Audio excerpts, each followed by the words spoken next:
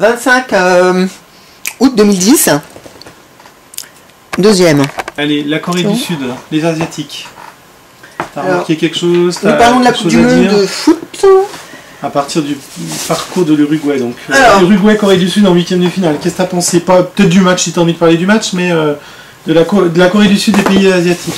Corée du Sud et... Corée du Nord, par exemple. Alors moi, un match qui t'a marqué par là? J'ai pas encore regardé ces matchs-là. Parce que j'ai encore... moi, la Coupe du Monde, elle s'arrête pas quand le 11 juillet. Elle va s'arrêter, je pense, au mois de décembre à Noël. Parce que là, il faut que je regarde tous les matchs. Donc je peux pas te parler de la Corée. J'ai pas vu les matchs, je suis sur le point du foot. Par contre, j'aime beaucoup le Japon, le Corée, les sports asiatiques me plaît beaucoup parce qu'ils jouent, c'est un football un peu différent. Et donc ça me plaît. J'aime bien aussi, c'est... Ils paraissent sympathiques, ils rentrent pas dedans, ils n'ont pas cette violence qu'ont d'autres. Donc ça me plaît. J'ai lu un... Excuse-moi, je te coupe. J'ai lu un... C'est intéressant que tu dises ça parce que moi, ils me plaisent beaucoup aussi. Ça fait plusieurs Coupes du Monde que j'aime bien, les Coréens. Et là, les Japonais aussi ont été assez bien, je trouve. J'ai lu un article de quelqu'un qui est un spécialiste de ces pays-là et qui disait les Japonais ils ont une absence totale d'ego. Tu veux dire que c'est collectif, tout est collectif à fond? Voilà, c'était pour dire ça. Non, absence totale, pas d'ego, mais d'arrogance. D'arrogance. Oui, excuse-moi, c'était ça. C'était d'arrogance. C'est-à-dire qu'ils ne sont pas du tout arrogants. Et c'est vrai, on verra quand ils seront super forts au foot. Parce que pour l'instant, les petits clubs comme ça pourraient pas se le permettre. Eux, ils déboulent. Hein. On verra s'ils sont très forts. Je pense quand même que c'est aussi... moi, je pense que c'est vrai, ce qu'il dit là. Tu vois. Ça fait partie de l'état d'esprit asiatique, un état d'esprit du Japon où on a une distance. On a moins tendance à être arrogant que les occidentaux avec leurs grosses chaussures, leurs gros billets de chèque, dollars et tout le bazar. C'est possible. Ok. Alors après, on a... Juste un détail. Oui. Ça a été... Moi, ce qui m'intéresse là-dedans, c'est qu'il y a une Coupe du Monde qui a été organisée en 2002, je crois. Oui, en Corée et Japon. Et ça, on voit que l'impact, c'est très important de choisir le pays. Le fait de choisir l'Asie, justement, a un rôle moteur très important. S'il n'y avait pas eu cette Coupe du Monde, on n'entendrait peut-être pas parler de ces pays-là. Et le fait qu'il y ait la Coupe du Monde, c'est un moteur d'un rien, que ce soit pour l'Afrique et pour l'Asie. Pour moi, j'ai un super souvenir du Japon, de la Corée, avec les espèces de blonds, les types. Moi, je trouvais ça super intéressant. Et ça a eu un impact très fort. Souvent, on parle de questions, est-ce que le foot a un impact? Les gens ont regardé le Japon différemment. Regardez ces pays-là différents. En même moment, sur le plan artistique, il y a eu des expositions faites sur le Japon, liées à la culture manga et tous ces trucs-là. Et il y a eu une redécouverte, au début du XXIe siècle, du Japon et de la Corée. Comme point de départ, la Coupe. En même temps, c'est corollaire. Ça s'est fait en même temps dans un gros mouvement. D'accord. Allez, Uruguay. Uruguay, Pays-Bas, demi-finale. Les Pays-Bas. Alors moi j'ai détesté, voilà, je te le dis tout de suite. Pays-Bas n'a pas complètement. Alors les Pays-Bas sont toujours arrogants, mais alors là en plus ils étaient violents. Et alors là vraiment j'ai détesté.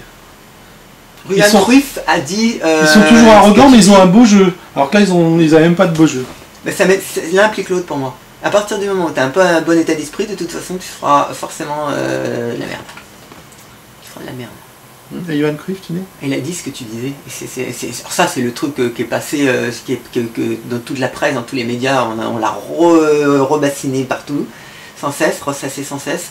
C'est la phrase de Johan Cruyff, qui condamne d'emblée. Il disait, moi, qui étais à Barcelone, tu sais, il considère qu'il a tout fait pour qu'il y ait un type de jeu à la barcelonaise, en tout cas, et il ne reconnaît pas ses enfants, d'une certaine façon, c'était la honte pour lui.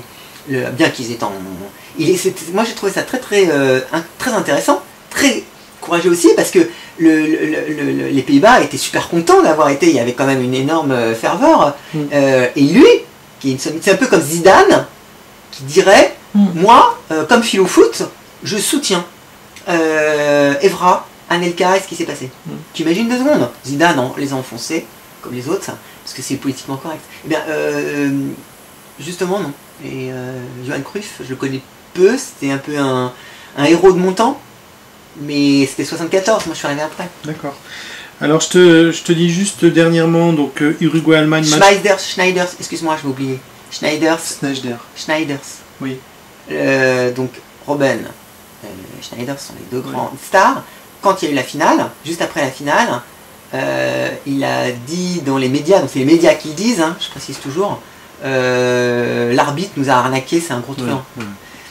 Et ça s'inscrit complètement, Von Bommel, tu te les prends un par un. Par contre, Robben me plaît beaucoup. C'est quelqu'un, extérieurement, peut-être que c'est un salaud, je le connais pas, mais c'est quelqu'un qui... pas regardé en détail parce que, regarde bien les matchs en détail, tu vas voir qu'il va penser à une chose dans le match, c'est tomber. Tu veux dire que c'est un tricheur, hein? Bien sûr. Ok. Alors, on finit avec le parcours de l'Uruguay, avec l'Allemagne, donc match pour la 3e place. Donc les Allemands. L'Allemagne, alors. Tu nous avais dit que mais je crois pas que tu avais déjà mis la... Parle. Dépêche-toi. Je me sens seul. Écoute là.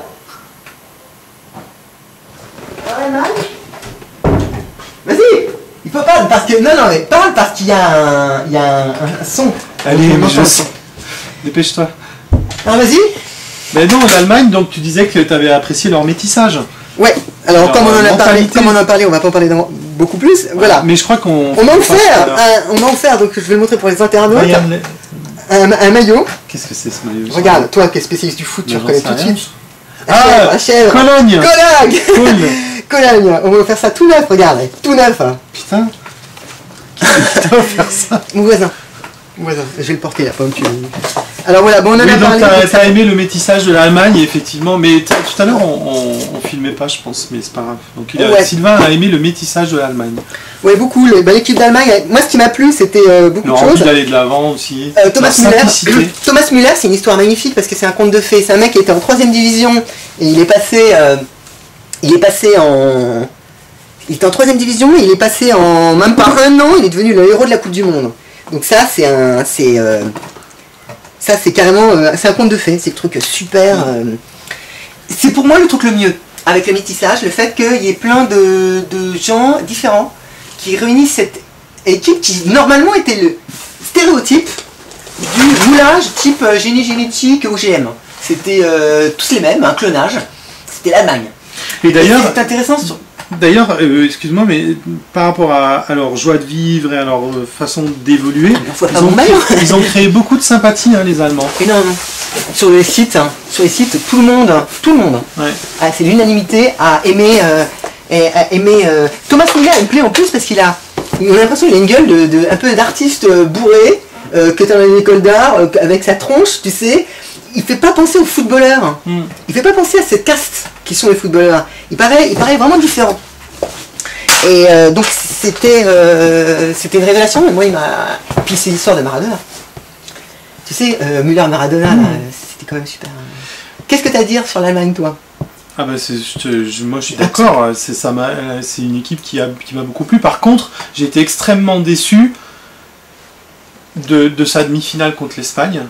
C'est-à-dire qu'en fait, je ne sais pourquoi, peut-être parce que Müller était absent, peut-être parce qu'ils étaient fatigués, ou je ne sais pas pourquoi, ils ont fait que défendre en fait. Serbie, tu l'as vu le match contre la Serbie qu'ils ont perdu? Oui, c'était en début de Coupe du Monde ça. Oui, alors... Et tu peux faire un parallèle avec celui contre l'Espagne? Non, parce que contre les Serbes, ils ne méritaient pas de perdre, alors que contre l'Espagne, ils ont passé leur temps à défendre. Ils n'ont pas eu d'ambition dans le jeu, ils n'ont pas... Voilà, c'était pas... Je l'ai pas vu contre la Serbie, donc il y a une grosse différence. Contre la Serbie, c'est un match de premier tour, ils n'ont pas de bol, les Serbes ont un bol énorme, c'est pas du tout mérité leur défaite. Ok, c'est comme Suisse-Espagne. Je me demande d'ailleurs s'ils n'ont pas eu un expulsé d'ailleurs les Allemands dans ce match-là. Alors que c'est exactement la même chose, tu parlais tout à l'heure des équipes, le Portugal. Tu m'avais parlé d'un match un très beau jeu lors du premier tour, ils mettent un carton à la Corée du Nord, certes la Corée du Nord, mais quand même vraiment avec des belles actions. Et ensuite, bah tiens pareil, le dernier match du premier tour contre le Brésil et ensuite les huitièmes de finale contre l'Espagne, ils jouent pas les mecs, ils jouent pas. Moi ils jouent pas, ils ont un beau jeu offensif, ils peuvent jouer, ils jouent pas. J'ai pas ton avis là-dessus, parce que tu m'en as parlé, j'étais aux archives avec toi en bas. Je suis monté en haut, j'ai tout de suite été regardé et j'ai trouvé que tu dis ils jouent pas, c'est comme tu dis l'Allemagne ils jouent pas, mais ils ont en face de l'Espagne qui est super bon. Et moi j'ai quand ils jouent pas, c'est la France. La France, c'est nul. C'est nul. Mais alors que le Portugal, je l'ai regardé, c'est un match Portugal-Espagne, je trouve que c'est un match intéressant à regarder. Et le Portugal fait des belles actions. Et c'est mon jugement. Oui, peut-être, oui. Et je trouve que l'Espagne joue super bien. Et voilà. Et ils ont rabaissé tous les qui pouvaient s'imposer face à l'Espagne. Ça tombe bien, ça te fait parler de l'Espagne, ok. Voilà, oui. Donc moi j'aime beaucoup l'Espagne. Donc là-dessus, j'étais pas, tu vois, j'ai regardé, j'ai bien regardé. J'ai pas très bien compris parce que je trouve que c'était trop sévère comme jugement. Trop sévère. En tout cas, si tu veux, et donc en tout cas l'Allemagne-Argentine. C'est comme l'Italie. Moi j'ai regardé les matchs de l'Italie, mais tu sais quand on a fait une discussion, c'est qu'est-ce qu'un beau match. Mes critères pour moi, un beau match, un critère pour ce qui m'intéresse dans le foot, ne sera pas les mêmes que les tiens, ne sera pas les mêmes que d'autres personnes. Tu vois les piles de cassettes que j'ai de foot là derrière, ce sont que des cassettes de foot. Là, tu n'as que des cassettes de foot. Je vais retenir des matchs, des petites choses qui vont être importantes pour moi.